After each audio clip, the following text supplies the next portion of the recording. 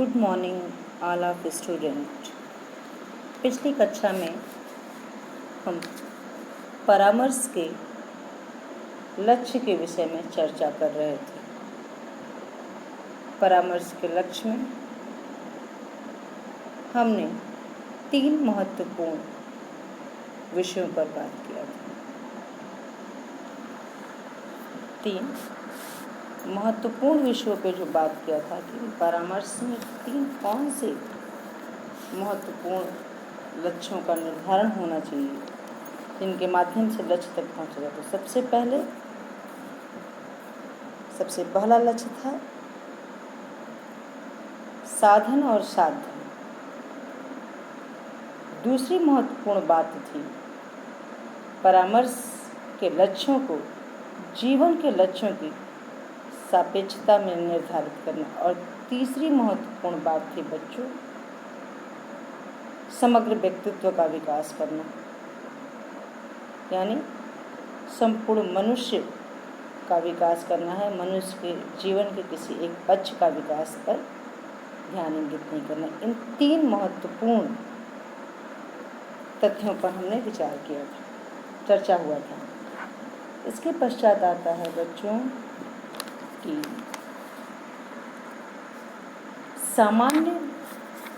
सामान्य नैदानिक परामर्श,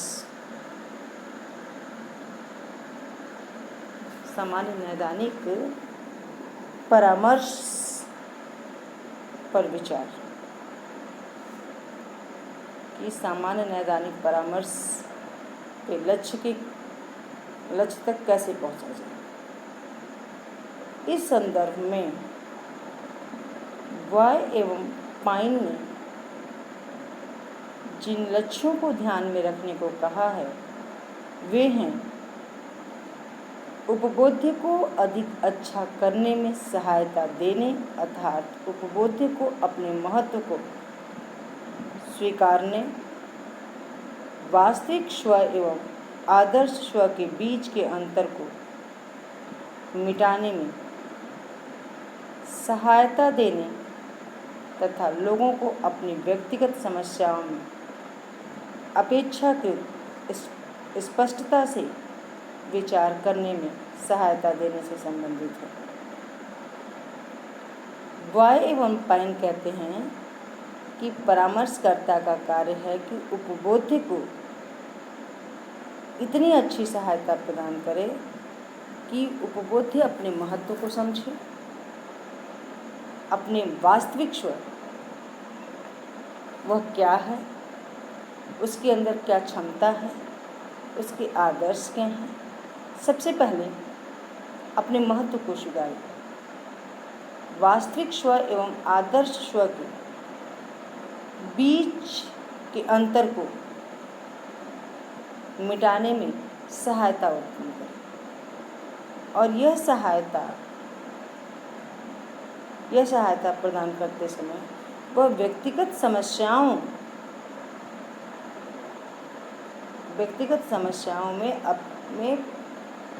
स्पष्टता के साथ विचार विमर्श करें और व्यक्तिगत समस्याओं को समाधान में सहायता प्रदान करें। बॉय एवं पाइन व्यक्ति को अपनी क्षमताओं एवं सीमाओं से परिचित कराने के लिए कह रहे हैं कि एक परामर्शकर्ता का कार्य है कि व्यक्ति को अपनी क्षमताओं एवं सीमाओं से परिचित कराए, उसे अपनी समस्याओं के प्रति सही दृष्टिकोण का विकास करना, यानी वह अपनी समस्याओं को स्वयं सुलझाने और समस्या के कारण तक पहुंचने का कार्य करें। समस्याओं के प्रति संदृष्टि का विकास करना परामर्श का लक्ष्य स्वीकार करते हैं। प्रायः बहुत सारे लोग ऐसे होते हैं बच्चों जो अपने संबंध में एक अवास्तविक धारणा विकसित कर लेते हैं। जैसे कुछ लोग होते हैं कहते हैं मेरे से अच्छा कोई नहीं। ये एक वास्तविक धारणा है, लेकिन अगर देखा जाए तो सामाजिक कार्य के नाम पे वो गलत कार्य करते हैं। उनकी क्षमता सामाजिक कार्य करने की है, लेकिन वो सामाजिक कार्य नहीं कर पाते हैं। तो उनके अंदर की ये अवास्तविक आदर्श धारणा जो विकसित कर लेते हैं, जो उनकी वास्तविक क्षमता से भिन्न होती है। वास्तविक क्षमता उनके अंदर है सामाजिक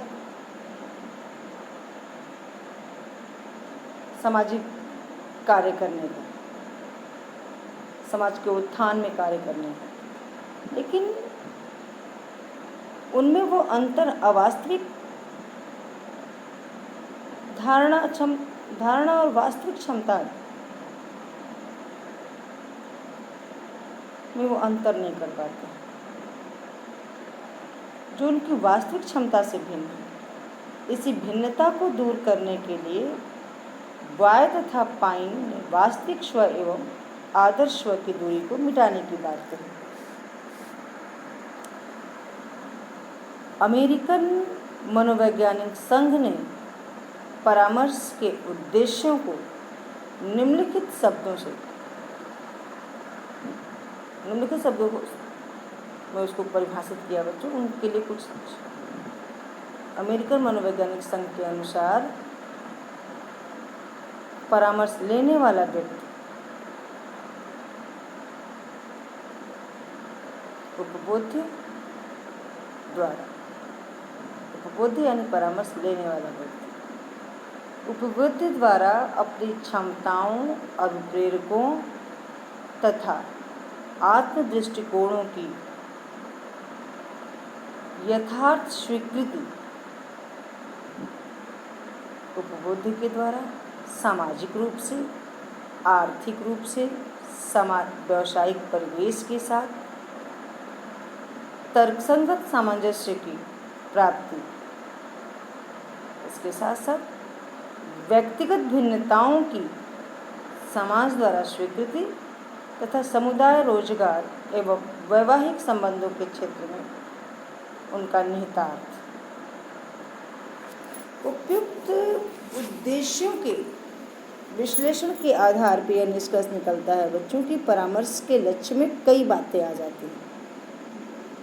सबसे पहले व्यक्ति का अपने संबंध में सही मूल्यांकन करना परामर्श का लक्ष्य है, कि व्यक्ति अपने संबंध में सही मूल्यांकन प्राप्त करे, अपने विषय में अपना आकलन वह स्वयं करे और सही करे, और सही मूल्यांकन प्राप्त करना ही परामर्श का लक्ष्य है। उसके पश्चात व्यक्ति अपने परिवेश के साथ, उसके परिवेश में जो भी स्थितियां हैं, उन स्थितियों के साथ किस प्रकार से वह सामंजस्य करता है, इस बात पर भी ध्यान देना आवश्यक है। कोई भी व्यक्ति बच्चों जीवन में तभी सफल होता है जब वह परिवेश के साथ सामंजस्य स्थापित कर पाता है, और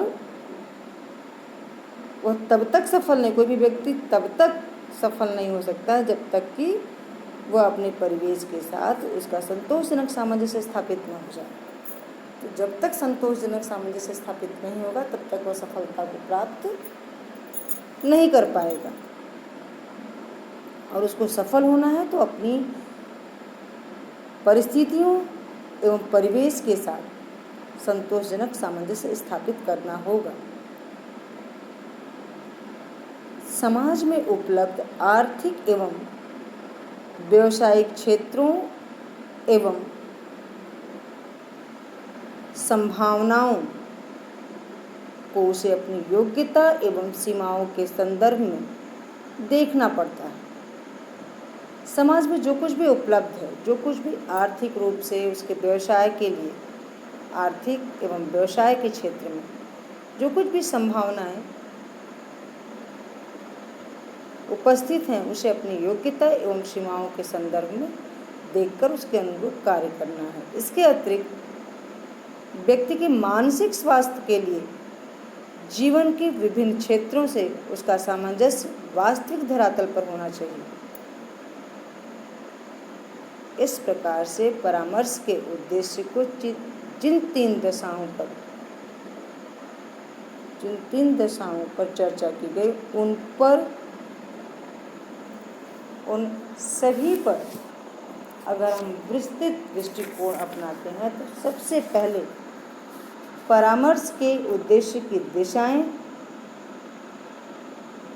3 प्रकार की होती हैं: आत्मज्ञान, आत्मस्वीकृति और सामाजिक। इस प्रकार से समरसता। परामर्श के उद्देश्य की 3 दिशाएं होती हैं। सबसे पहला आत्मज्ञान। आत्मज्ञान अर्थात व्यक्ति को अपने मूल्यांकन में सहायता करना परामर्श का लक्ष्य है। परामर्शकर्ता यानी परामर्शदाता व्यक्ति को अपने विषय में जानने, अपनी शक्तियों और संभावनाओं को पहचानने हेतु इस परामर्श का प्रयोग करता है और इस परामर्श की आवश्यकता पड़ती है कि व्यक्ति अपने विषय में जाने, अपनी शक्तियों संभावनाओं के विषय में जाने। परामर्श एक प्रकार से उस ज्योति की तरह होती है जिसके आलोक में, जिसके प्रकाश में व्यक्ति को अपने आंतरिक एवं बाह्य दोनों ही स्वरूपों को पहचानने में सहायता मिलती है। इस बात में कोई संदेह नहीं है कि व्यक्ति के आत्मज्ञान के लिए तथा उसके मूल्यांकन के लिए परामर्श की अनेक विधियों का सहारा लिया जाता है, जैसे परामर्श साक्षात्कार के द्वारा परामर्शदाता परामर्श लेने वाले व्यक्ति के साथ आमने सामने बैठकर बातचीत करता है, उसके विषय में जानता है, उसके परिवार के विषय में जानने का कोशिश करता है, उसकी आर्थिक सामाजिक गतिविधियों के जानने में कोशिश करता है। तो पहले वो आपसी विचारों का आदान प्रदान जो होता है वो साक्षात्कार के माध्यम से होता है। उसके पश्चात ग्राहक केंद्रित परामर्श का कार्य होता है कि जो व्यक्ति परामर्श लेने आया है उस पे केंद्रित हो। ग्राहक केंद्रित यानी व्यक्ति पे केंद्रित हो, क्लाइंट केंद्रित हो। हमें किसी और टॉपिक पे नहीं जाना है। जिस समस्या से वह व्यक्ति आया है उसी व्यक्ति को ही जानना है, व्यक्ति के विषय में ही जानकारी लेना है। हमारा मुख्य केंद्र बिंदु वह क्लाइंट होता है। इसके साथ साथ और निर्देशात्मक उपबोधन आदि अनेक प्रकार से व्यक्ति को अपने यथार्थ स्वरूप से परिचित होने में सहायता की जाती है। परामर्श प्रक्रम की सफलता इस मापदंड द्वारा आंकी जाती है बच्चों कि कहाँ तक उपबोध्य को उसके वास्तविक आत्मज्ञान से अवगत कराने में सहायक रहा। जब तक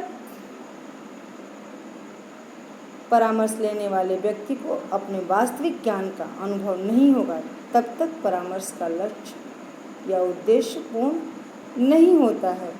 इसलिए परामर्श प्रक्रिया की सफलता इसी मापदंड द्वारा आंकी जाती है कि वह उपबोध्य को उसके वास्तविक आत्मज्ञान से अवगत कराने में सहायक हो रहा है या नहीं।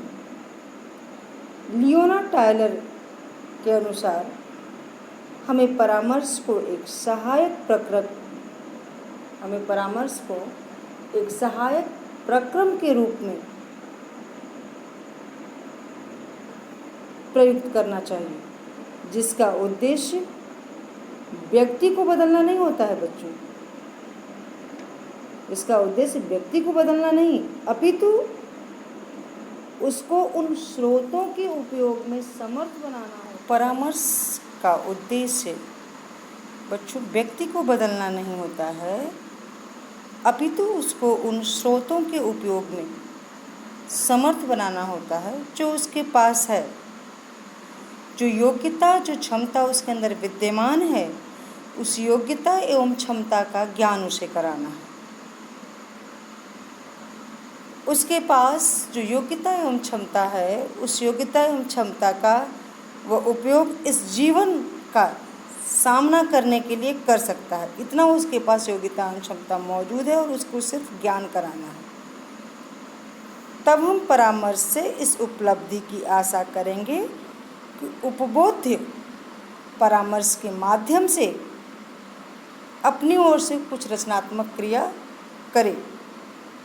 इस प्रकार परामर्श की प्रक्रिया व्यक्ति को आत्म परिज्ञान के साथ साथ उसे अपनी सहायता स्वयं करने योग्य बनाती है, अर्थात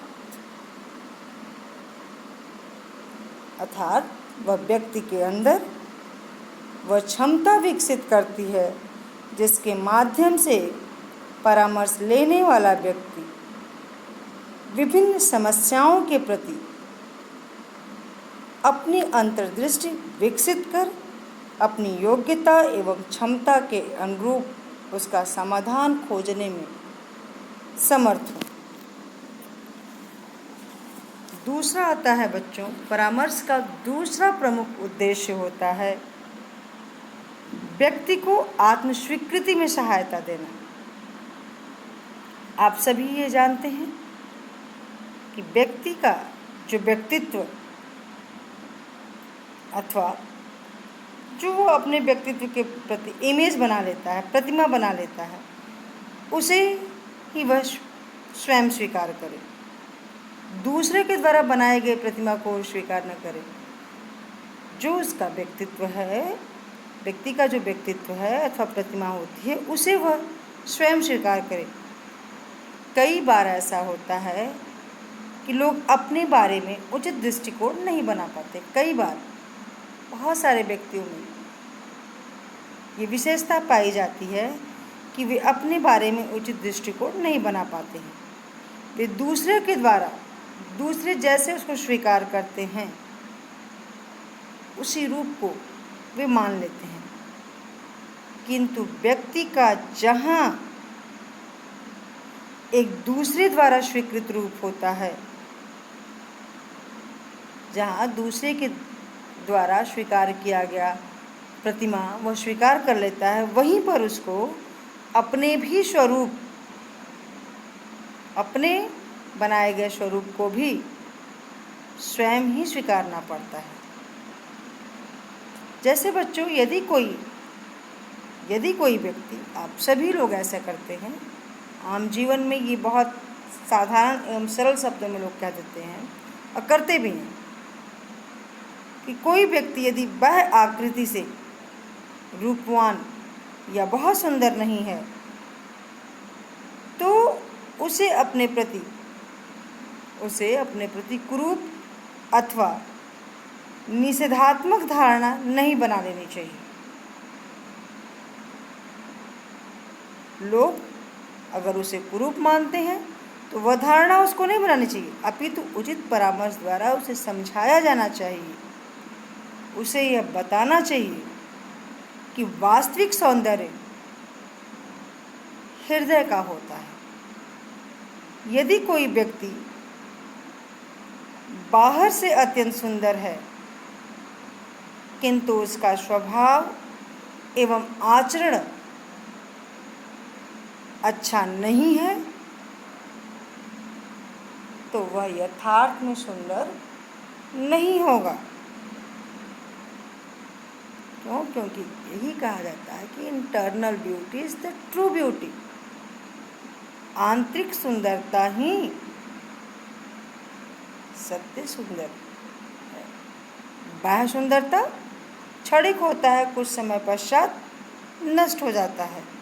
तो वैसे ही उस व्यक्ति को समझाना चाहिए जिसने अपने प्रति कुरूप अथवा निषेधात्मक धारणा बना लिया है, उसके लिए परामर्श द्वारा यह समझाया जाना चाहिए, सहायता प्रदान करना चाहिए कि यदि कोई व्यक्ति बाहर से बहुत सुंदर है लेकिन उसका स्वभाव एवं व्यवहार अच्छा नहीं है तो वह यथार्थ सुंदर नहीं होगा। इसके ठीक विपरीत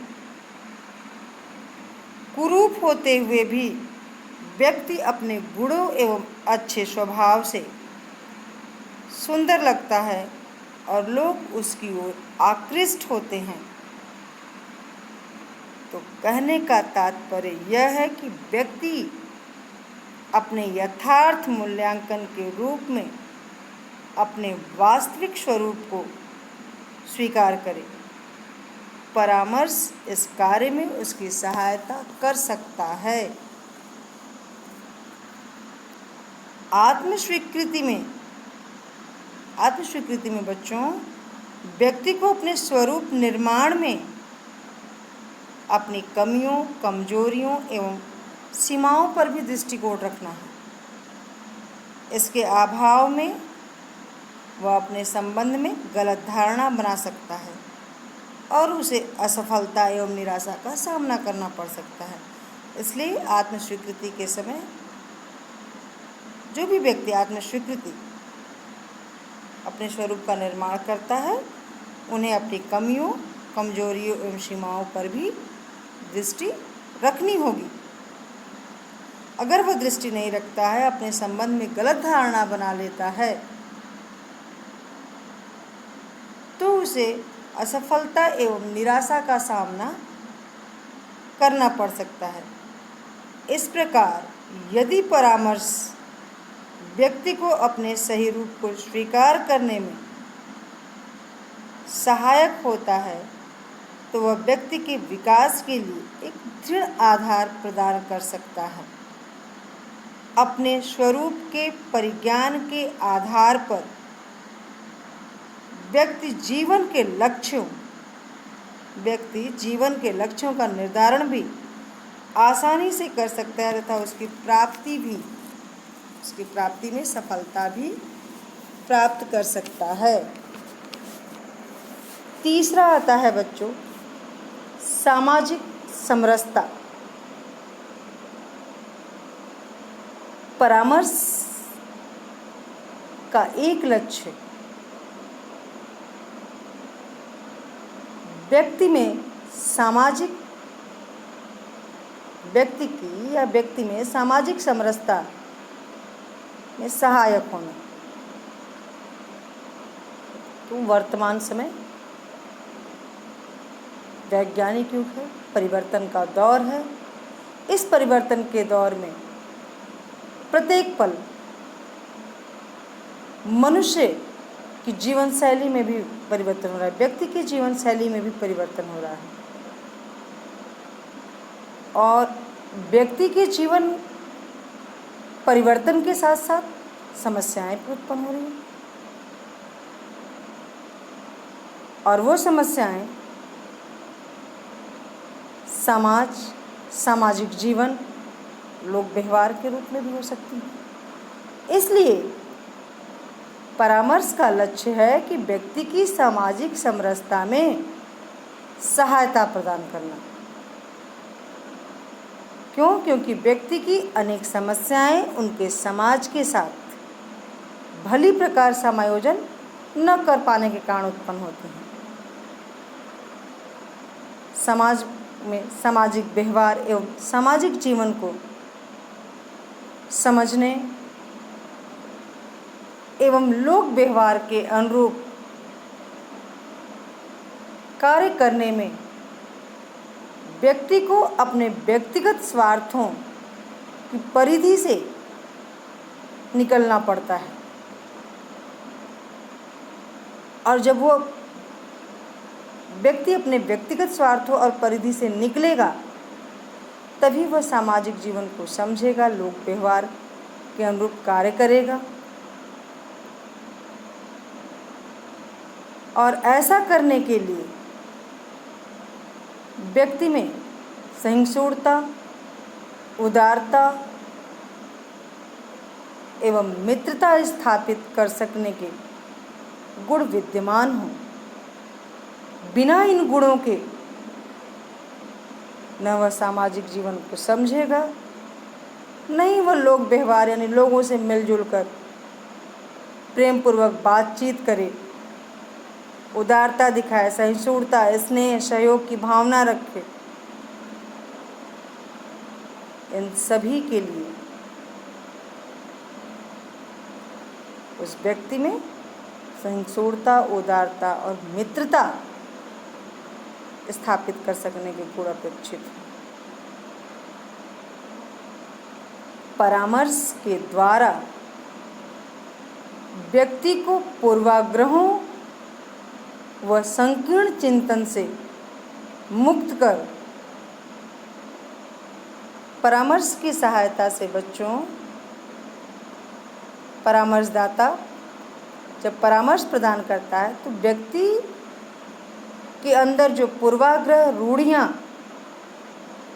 जो रूढ़िवादिता है, जो पूर्वाग्रह हैं, पूर्वाग्रहों से वो ग्रसित है, जो उसकी संकीर्ण मानसिकता है, सोचने का दायरा बहुत संकुचित है, उससे वो मुक्त करता है। अपने परामर्श के माध्यम से वह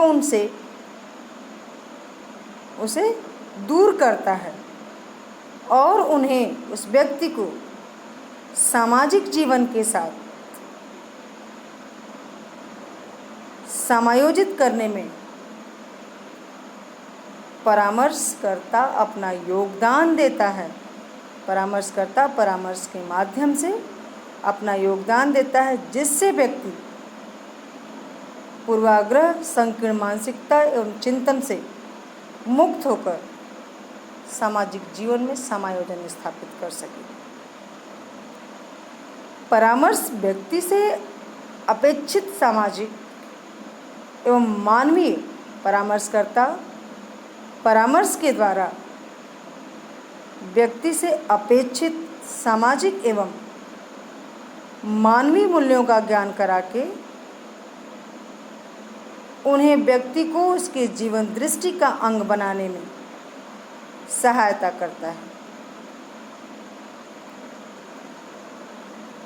यद्यपि बच्चों यह बहुत सरल कार्य नहीं है, यद्यपि यह कार्य सरल नहीं, अर्थात यह कार्य कठिन कार्य है, बहुत कठिन कार्य है, किंतु व्यक्ति का सामाजिक समंजन इसके विकास एवं संतोष के लिए आवश्यक होता है। अतः परामर्श के लक्ष्यों में सामाजिक समंजन प्राप्त करने में परामर्शदाता व्यक्ति को सहायता देने का महत्वपूर्ण कार्य करता है और व्यक्ति को सहायता देने का कार्य महत्वपूर्ण लक्ष्य होता है। इस प्रकार से परामर्श के उद्देश्य की दिशाओं के 3 लक्ष्य होते हैं, जिसमें केवल व्यक्ति के विकास के विषय में सहायता प्रदान की जाती है। व्यक्ति को नहीं बदला जाता है, बल्कि व्यक्ति के व्यवहार, गुणों, योग्यताओं, क्षमताओं का उसे ज्ञान करा के भावी जीवन के लिए तैयार कराया जाता है। इसके पश्चात आता है बच्चों, परामर्श के उद्देश्य की दिशाओं के पश्चात आता है परामर्श कौशल। परामर्श की प्रक्रिया बड़ी संवेदनशील होती है। इस कार्य में उपबोधक यानी परामर्शकर्ता की योग्यता तथा निपुणता का अधिक प्रभाव पड़ता है। परामर्श में उपबोधक के धैर्य, संवेगों पर नियंत्रण और वाक्पटुता का परीक्षण होता है। परामर्श की प्रक्रिया में अनेक बार ऐसी स्थिति उत्पन्न होती है कि परामर्शदाता को क्रोध आना स्वाभाविक सी बात है, लेकिन परामर्शदाता को अपने इसी क्रोध पर नियंत्रण रखना है और टकराव की स्थिति को उत्पन्न नहीं होने देना है। यहाँ पे उनको धैर्यता के साथ अपने संवेगों पर नियंत्रण रखना है। परामर्श की सफलता के लिए परामर्शदाता में कौशलों का होना आवश्यक है। सबसे पहला, संबंध।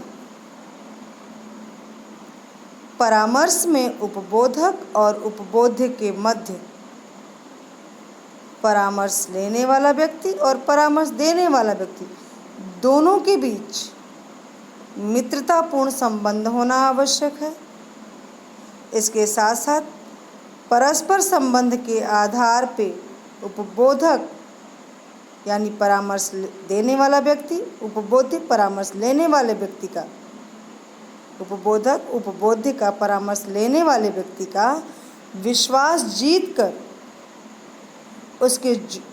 उसके जीवन के गोपनीय तथ्यों को जानने में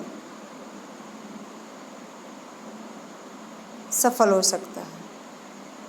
इसलिए संबंध स्थापित करने में भी उपबोधक को निपुण होना चाहिए। इस कौशल में निपुणता के लिए आवश्यक है कि उपबोधक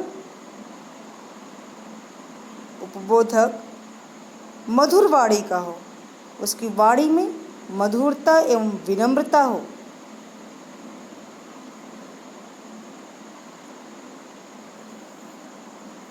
मधुर वाणी का उपयोग करे।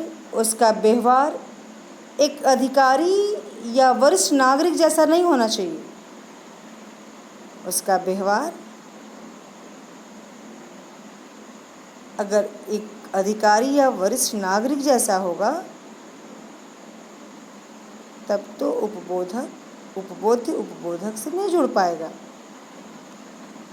एक मित्रवत संबंध होना चाहिए, अर्थात जब उपबोध्य परामर्श कक्ष में प्रवेश करे तो कक्ष में प्रवेश करते समय जब उपबोध्य परामर्श कक्ष में प्रवेश करता है तो उस समय वह भी अज्ञात भय और झिझक से ग्रस्त होता है।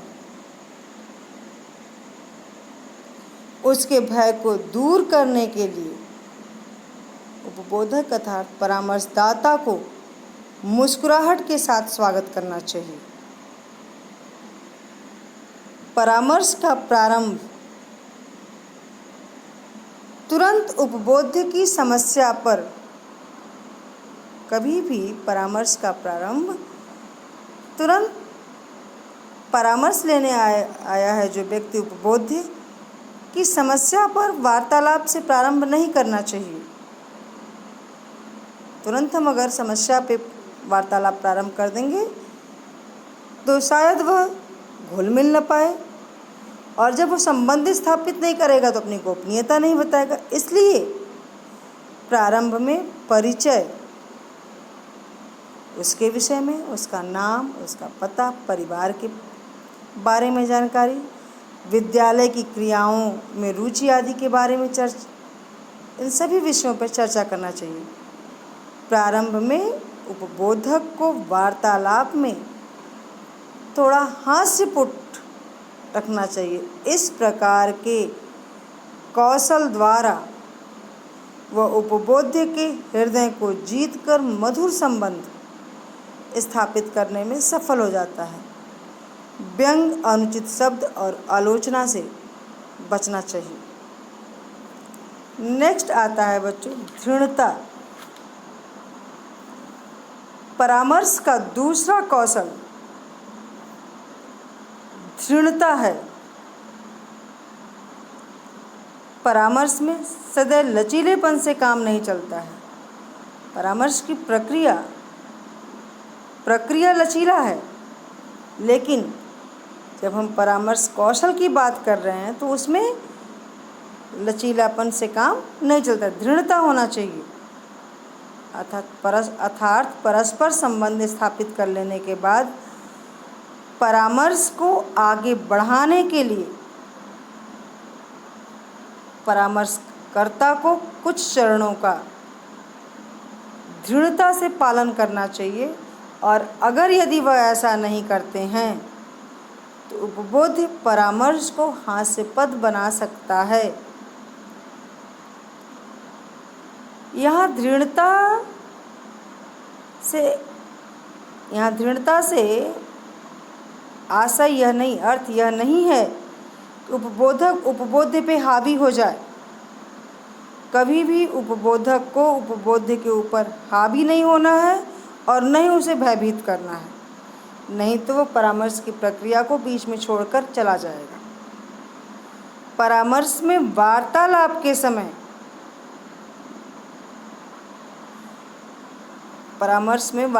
के समय उपबोध्य विषय से भटक सकता है, और जब ऐसी परिस्थिति आती है तो ऐसी परिस्थिति में उसे मुख्य विषय की ओर मोड़ने के लिए दृढ़ता का परिचय देना चाहिए। वार्तालाप के समय उपबोधक को उन बिंदुओं पर दृढ़ता का परिचय देना चाहिए जिनको वह उचित समझता है। नेक्स्ट आता है बच्चों विचार विनिमय कौशल। परामर्श की सफलता विचारों के परस्पर आदान प्रदान पर निर्भर होती है। उपबोधक को इस कौशल में दक्ष एवं निपुण होना चाहिए। क्यों? क्योंकि उपबोध्य के साथ वार्ता को आगे बढ़ाने में विचार विनिमय की निपुणता आवश्यक हो जाती है। कई बार ऐसा होता है कि उपबोध्य कुछ चिंतन में लीन हो जाता है, और जब वो चिंतन में लीन हो जाता है तो बात करते करते अपनी बात को वहीं पे रोक देता है। ऐसे समय पर उपबोधक को कोई प्रासंगिक बात कहकर या दृष्टांत देकर उपबोध्य को वार्तालाप के लिए प्रेरित करना चाहिए। उपबोधक का भाषा पर अधिकार होना चाहिए। उपबोधक को कभी भी अनुचित शब्दों का प्रयोग नहीं करना चाहिए और अनुचित शब्द और आलोचना से बचना चाहिए। उसको बिना पूर्वाग्रह के उपबोध्य की बातें सुननी चाहिए। इन कौशलों से युक्त परामर्शदाता ही परामर्श का कार्य सफलतापूर्वक कर सकता है। इस प्रकार बच्चों यहाँ पे इस टॉपिक को हम समाप्त करते हैं। अगली कक्षा में हम परामर्श की प्रविधियों के विषय में चर्चा करेंगे। Thank you.